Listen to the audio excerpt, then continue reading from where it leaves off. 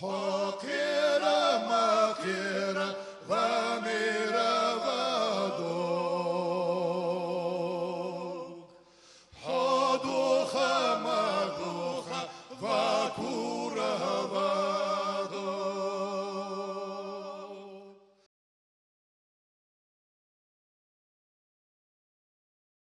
Ассаламу алейкум, Меххой. Вчера мы где-то к 10 часам были Нальчике в спецприемнике.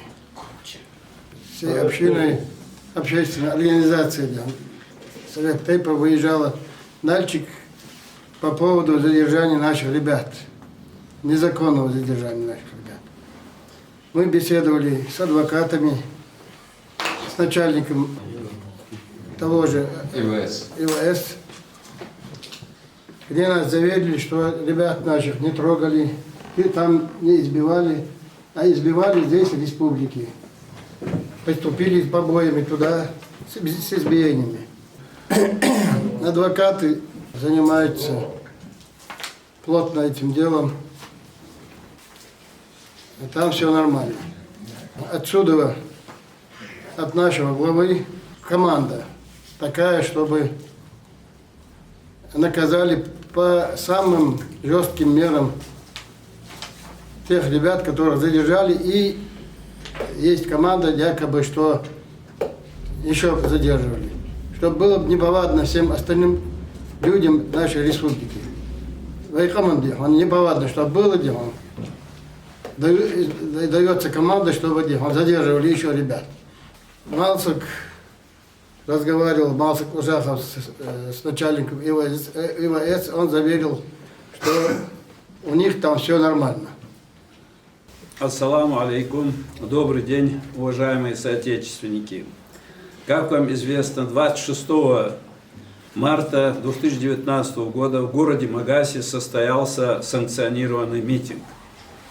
По результатам этого митинга задержаны, помещены в спецприемник города Нальчика лидеры ингушского национального движения, патриоты ингушского народа Барахоев Ахмед, Мальсагов Муса, Чемурзиев Барах.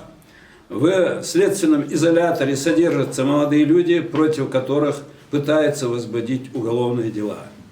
Это люди политические заключенные. Эти люди не совершали преступлений. Они выражали волю народа и поэтому организовали митинг. И в связи с тем, что против них было осуществлено противоправное насилие, противоправное применение силы, пытались защитить свою честь, достоинство и свое здоровье.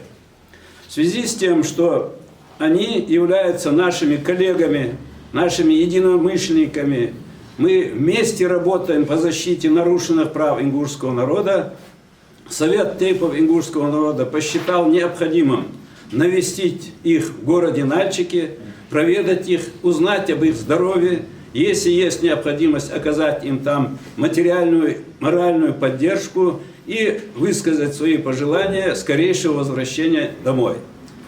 Мы где-то несколько десятков человек выехали в город Нальчик, прибыли туда и попросили у руководства этого учреждения предоставить нам возможность встретиться с задержанными, поговорить с ними. Но в соответствии с действующим российским законодательством встреча такой категории людей, которые мы туда поехали, это коллеги по общественной деятельности, не предусмотрена встреча с теми, кто там задержан и находится. Однако через адвокатов, через родственников, через работников этого учреждения мы узнали, что наши братья содержатся там в таких относительно терпимых условиях, не хуже, чем в других местах.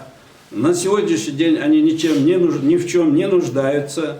Как нам сказали, кроме того, когда мы выезжали на Нальчик, сюда поступила информация о том, что задержанных избивают, к ним применяются пытки.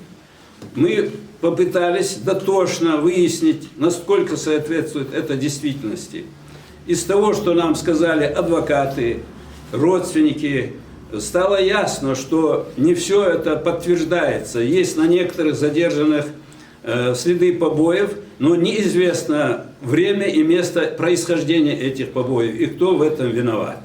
Одним словом, мы поехали и то, что в наших силах сделали для того, чтобы поддержать наших коллег, наших патриотов, о которых я уже говорил вам сегодня.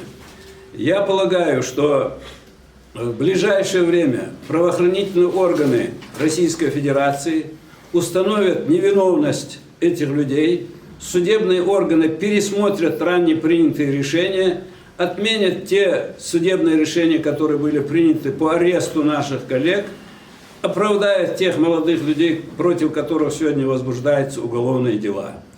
Считаю необходимым от имени Совета тейпов ингушского народа еще раз заявить: никто нас не испугает, никто не заставит нас отступиться от своей цели, от цели, связанной с защитой прав ингушского народа, защитой территориальной целостности нашей республики, защитой наших прав на восстановление территориальной целостности республики. Мы будем стоять до конца, мы уверены, что ингушский народ нас поддержит, и я думаю, по воле великого Аллаха мы добьемся этой цели.